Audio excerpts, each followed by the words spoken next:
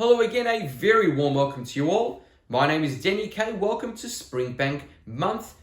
I'm deeming this Springbank month, or at least for me, because I have a big bunch of Springbank bottles that I like to work through more than I'd normally be able to go through if I did 1 month worth of videos. So the videos will be coming thick and fast, and they will vary from the Springbank Local Barley 10, which I have in front of me, to some old Longrow, even a Springbank that was distilled in 1965 with some age on it. We have heaps coming. So now is the time, if you like Springbank and you like the sound of that, to hit the subscribe button. That way you can keep joining me for these videos that will keep on coming at you. I'm going to pepper you with Springbank videos this month, like it or not. But if you do, hit the subscribe button.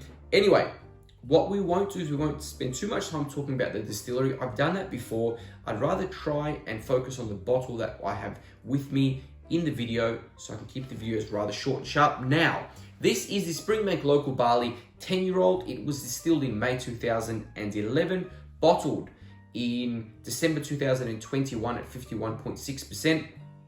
A total of 15,000 bottles bottled. It is an ex-bourbon cask. It even gives me some information on the rear label, and I love this, to be able to tell me that the barley, which is local, comes from Craig Farm on the Kintyre Peninsula, and that the barley type is Belgravia. So isn't that sort of information absolutely wonderful to have on the rear label of your whiskey? Now, let's talk about the whiskey. So it is very, very light, ex-bourbon cask. Now it is, I would call it a white wine. We're going to go through smell, taste, overall experience, and we're even going to give this a score at the end of the video. So if we go through smell, to begin with,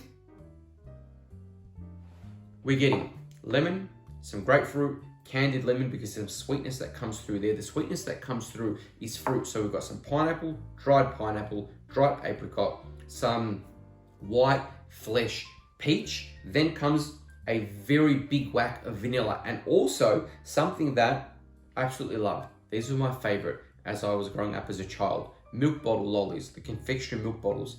Probably still my favorite, to be quite honest. Some caramel squares, yes, we're going to expect vanilla and caramel with most bourbon cask whiskies, aren't we? And then that salty maritime vibe on the finish. Yes, that nose, it just hits you right at the end, right? Absolutely fantastic. Now, off to a fantastic start.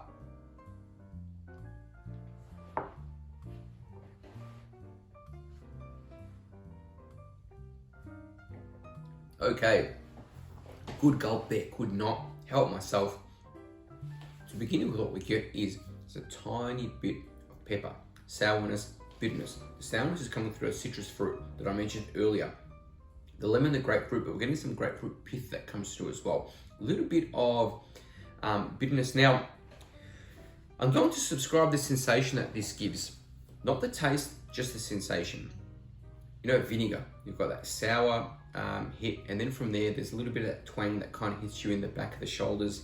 That's the best way that I could describe it. Apology if it sounds a little bit weird, but that's the sensation that I get. Not the taste, just the sensation. Furthermore, with the taste, what I'm getting is, I'm getting some fresh pineapple, I'm getting some dried pineapple, I'm getting a little bit of coconut, the vanilla, yes, chocolate, massive hit of milk, chocolate. Then on the finish, what I'm getting is, I'm getting a little bit more of that bitterness. It's a little bit drying and a little bit salty, right? 51.6%. It works rather well. We're going to add a little bit of water to this now.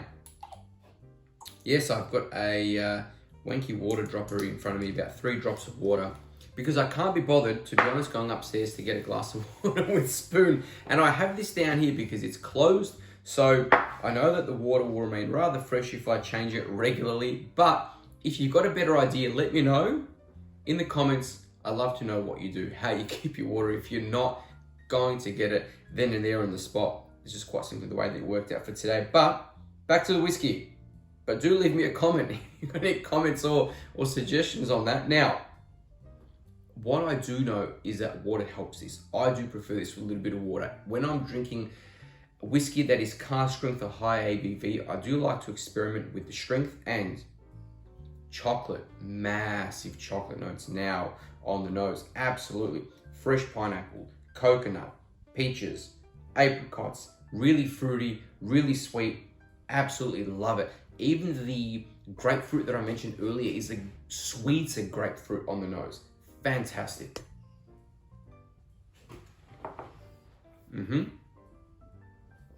Water does wonders for this whiskey. It is already a very good whiskey, but with water, even better. Why? Because I mentioned earlier the sourness and the bitterness. That almost all but disappears with a little bit of water to this. Very, very sweet.